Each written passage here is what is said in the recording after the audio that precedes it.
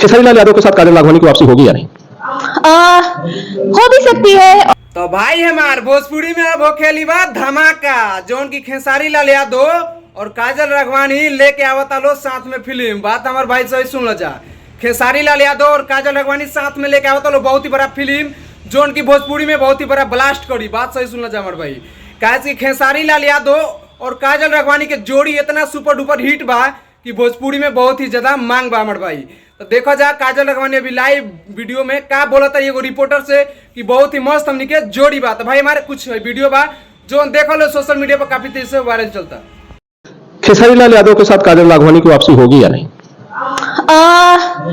हो भी सकती है और डिपेंड करता है हमारे स्केड्यूल पे, और बातचीत चल रही है और स्क्रिप्ट पे बात चल रही है। कुछ अच्छी फिल्म हम लेके आएंगे साथ में, होपफुली जल्दी आ सकते हैं, कोशिश कर रहे हैं। अच्छा, बातचीत चल रही है ना, प्रोड्यूसर्स कोशिश कर रहे हैं। अच्छा काजल को याद नहीं आती है उन दिनों की जब एक साथ आप और खेसारी लाल एक साथ काम करते थे, बड़ी अच्छी बॉन्डिंग थी, बड़ी हिट फिल्में भाई इस जोड़ी ने दी है, आपको याद नहीं आती है?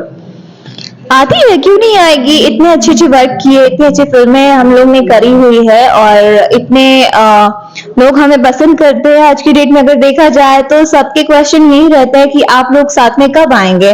सेम क्वेश्चन खेसारी जी के पास भी जाते होंगे कि आप लोग साथ में कब आएंगे। तो बहुत जल्द आएंगे, मैं तो यही कहती हूँ। भाई हमारी काजल राघवानी जो उनकी भोजपुरी के सबसे बड़ा हीरोइन बड़ी। हाँ भाई हमारी बात सही सुन जा, खेसारी लाल यादव के खास करके हीरोइन बड़ी, काशी इनका लोग के जोड़ी भोजपुरी में धमाका मचावेला भाई। हमार धमाका भोजपुरी में इनका लोखानी जोड़ी केहू के नहीं के, पब्लिक के भी डिमांड बा भाई हमार। तो जल्दी फिल्मी के दुनिया में देखे वाला बन जा दोनों जना साथ में भाई हमार।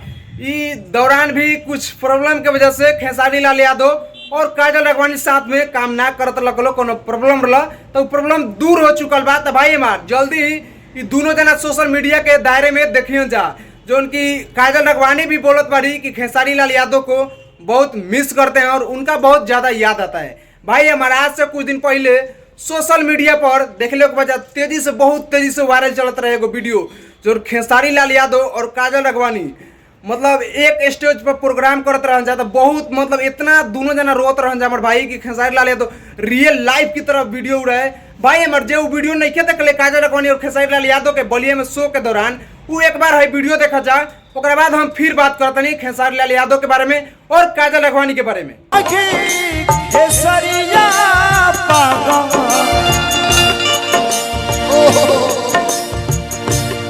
कतन कोगी खेसरिया पागल तोहरा बिना कोगियो भइल ना कान्ही बरस के दिल न जाए खुदा कई वैसे कैसे